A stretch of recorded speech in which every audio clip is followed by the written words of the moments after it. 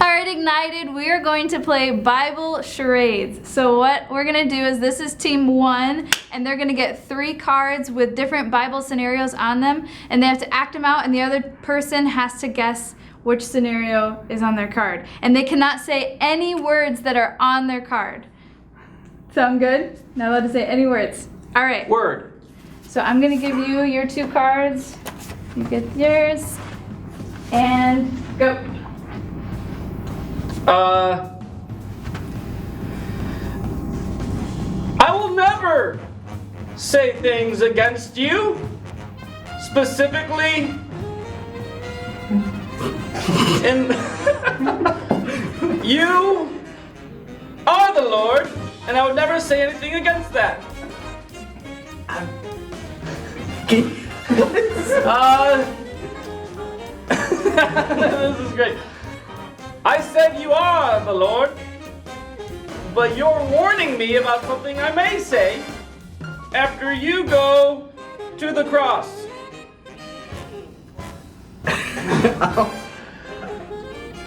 Peter the Last Supper. I just smacked my head twice. That's right. But I failed, and I did say things against you. Peter denies Jesus 3 times. Yes! Praise the Lord.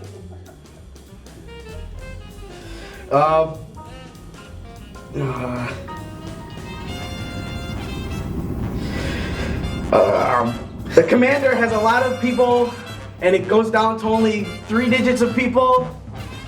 To verse 1,000 people. Tens of thousands. Gideon's army.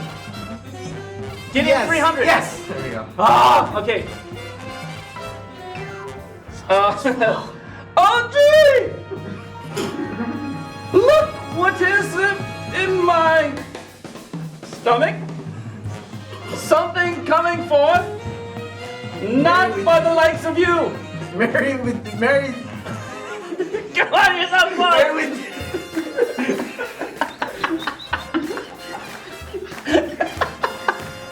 Mary and Jesus?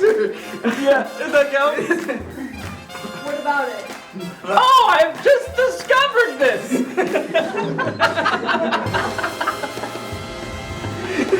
An angel tells Mary that she's gonna have a son and she's supposed to name him Jesus? Yes! All right, this is team 2, and they have 3 little scenarios from the Bible on these cards, and they have to try and get all 3. You guys ready? Yes, ma'am. Okay, go.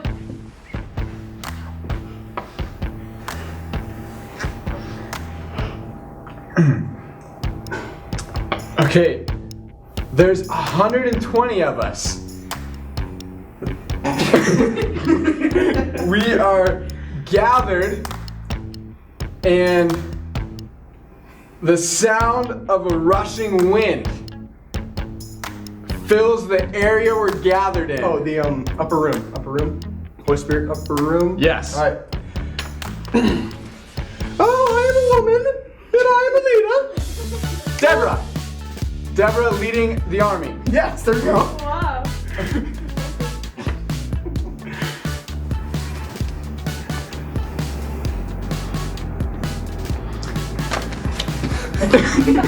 You are my king, and your sacrifice was accepted. Ah! Ah! Ah!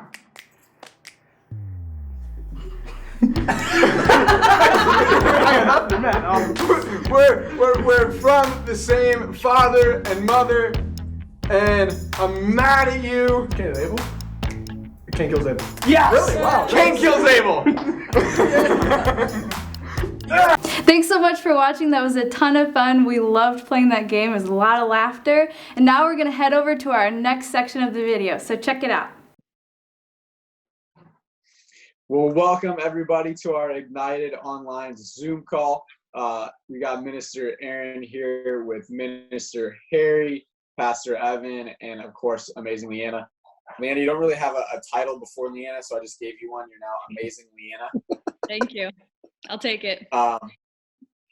Good. And man, we're excited to be with you guys today. And we got a question that we wanted to talk about. And last week or Wednesday, we talked about what we're looking forward to coming out of quarantine and having hope and looking forward to the future.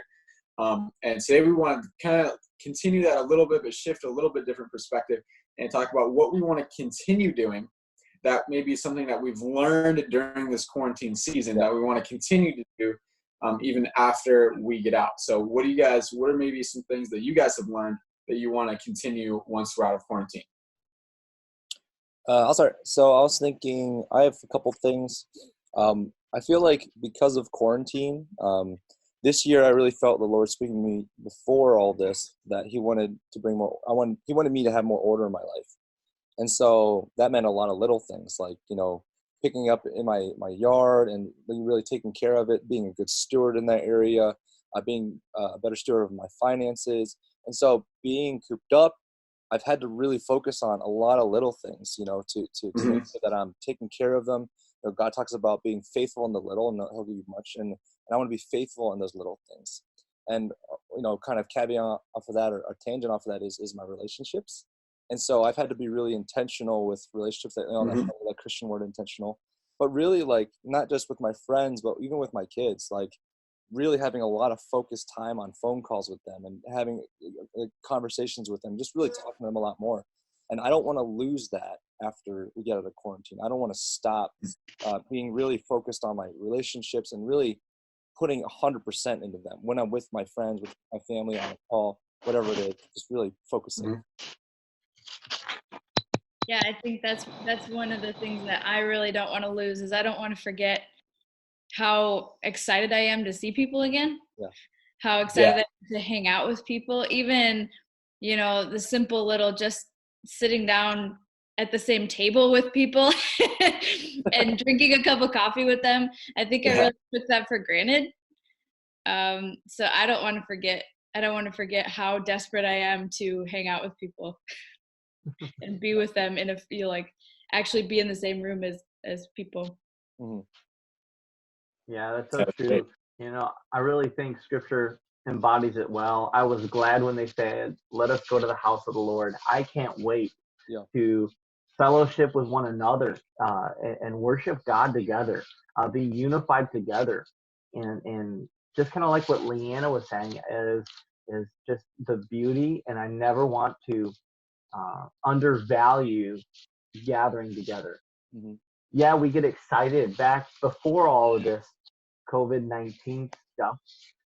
We were almost taking for granted just fellowshipping and, oh yeah, I love it. Yeah, it's great. But now really being in the presence of people is so valuable. It's so precious. And coming out of that, when we get to be together again, see everybody face to face, that I never want to lose that. And also just kind of playing off of what Harry said, just being kind of directed to make sure I simplify life, make what matters matter, and anything else not to fill up or busy my life, to stock it with a bunch of stuff, but simplify it, because again, we only have so much time, and I can only do so much, and so I want to go after what matters. I want to make that my priority, and keep the main thing really. Yeah, that's good. I know for me, one of the things that I've learned a lot about during this quarantine is actually kind of a skill that I've always been like, oh man, that'd be cool to learn how to do, but I had never taken the time to learn how to do it. And that's been a lot of like video editing and the use of being able to even do, I'm not so much just the Zoom calls, but the, these Ignited Online videos and creating and trying to be more creative with technology, which is something that I've been, always thought, hey, that'd be pretty cool to learn how to do that, but never took the time to learn. And then quarantine kind of forced me to learn how to do it. So I'm actually excited to continue to use that skill after quarantine, to continue to make videos and create content and, even to use it at Ignited to be able to, make the videos that we use. And I'm actually pretty excited about getting to do that. So that was a skill that I had never taken the time to learn how to do. and quarantine has kind of forced me to learn how to do it. Yeah. But now I'm excited about something that I know how to do now and get to use in the future. And so, we're talking about these things, getting to see people and staying organized and getting rid of the things that don't really matter and focusing on what does matter, simplifying. But how do you think once we get back into normal life, how do you think that is going to, how are you going to make those things transfer? How do you think you're going to be able to make the transfer? You think it's going to be difficult? Obviously, like Harry said, we're going to have to be really intentional about it. But what are some things maybe you guys are going to try to do to continue doing these things even after quarantine? These are things we want to do, but how are we actually going to do that? I think a good way is accountability, because there's obviously different levels of it and what you're doing. To kind of play off what you're talking about, Aaron, with like you doing video editing, right? For me, there's actually been like hobbies that I've had in the past that I keep starting. I actually started making a video game again, but I've gotten further on it this time than I ever have, not just because I'm like stuck in my house. It's like a game I started and stopped multiple times, but because I've been telling people, and they've been keeping me accountable in that they're asking me about it. My wife's asking me, I'm talking to her about it. And so in the same manner, if you're, maybe learning a new hobby, like you're learning guitar or an instrument, that grind can be hard when you're by yourself, and it's easy to quit when no one's holding you to not quit. But if someone knows you're doing something and they can encourage you, they can help you, man, you tell people about it. You share a new song with somebody if you're writing music or doing art or whatever it is, or making videos, and they can encourage you and just encourage you to keep going. And so I think having accountability, having people really with you and knowing what you're doing to kind of help you move forward and keep going forward. I think too, something that's important is not to overdo it. I think that right now we have time, to do all these things.